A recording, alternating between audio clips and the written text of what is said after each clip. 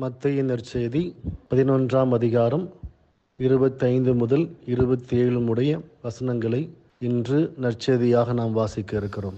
அதிலே இயேசு, தந்தையே, விண்ணுக்கும் மண்ணுக்கும் ஆண்டவரே, உம்மை போற்றுகிறேன். ஏனெனில் ஞானிகளுக்கும் அறிஞர்களுக்கும் இவற்றை மறைத்து குழந்தைகளுக்கு வெளிப்படுத்தினர் என்று சொல்லி ஒரு வார்த்தையை சொல்லுவார். ஏன் இந்த வார்த்தையை சொல்லுகிறார் என்றால், ஒருவேளை இதே அதிகாரத்திலே தொடக்கங்கள் படிக்கிற பொழுது இயேசுநாதர் திருமுழுக்கு யோவானை பற்றி சாட்சியம் கூறுவார். அப்படி சொல்லிக்கொண்டே இருக்கிற பொழுது அவர் சொல்லுவார், திருமுழுக்கு யோவான் வந்தார், அவர் உண்ணவும் இல்லை குடிக்கவும் இல்லை, இவர்களோ அவரை பேய் பிடித்தவன் என்கிறார்கள்.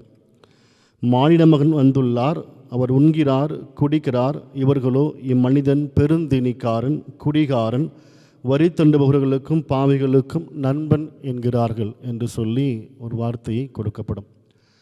அன்பார்ந்தவர்களே, எங்கே அதிகமாக கேள்வி கேட்கப்படுகிறதோ அங்கே நம்பிக்கைக்கு இடமில்லை. ஒரு வகையில் நம்பிக்கை என்பது சில சமயங்களில் குழந்தைகள் காணப்படுகிற ஒரு விஷயமாக அமைகிறது. ஒரு சில சமயங்களில் ஒரு சில குழந்தைகளிடம் இதை கொடுத்தாலும் நம்பிக்கையோடு வாங்கும், நம்பிக்கையோடு நம்மோடு பழகிக்கொள்ளும். அந்த மாதிரியான நம்பிக்கை குழந்தைகளுக்கு மட்டும்தான் இருக்கிறது. ஞானிகளும் விவேகளும் கேள்விகளை கேட்டு அல்லது குற்றங்களை சொல்லி நம்பிக்கையை விட்டுவிடுகிறார்கள். எனவே ஆண்டவரை, ஞானிகளுக்கும் விவேகளுக்கும் இவற்றை மறைத்து குழந்தைகளுக்கு வெளிப்படுத்தியதால் உம்மை புகழ்கிறேன் என்று சொல்லி ஆண்டவர் இயேசு கிறிஸ்து சொல்லுகிறார். எனவே அன்பார்ந்தவர்களே, நம்முடைய வாழ்க்கையில், கிறிஸ்தவ கத்தோலிக்க கிறிஸ்தவ வாழ்க்கையில் இந்த விசுவாச விஷயங்களை ஒத்துக்கொள்வதில் அல்லது ஏற்றுக்கொள்வதில் குழந்தைகளைப் போல நாம் இருக்க பழகிக்கொள்வோம். அதற்காக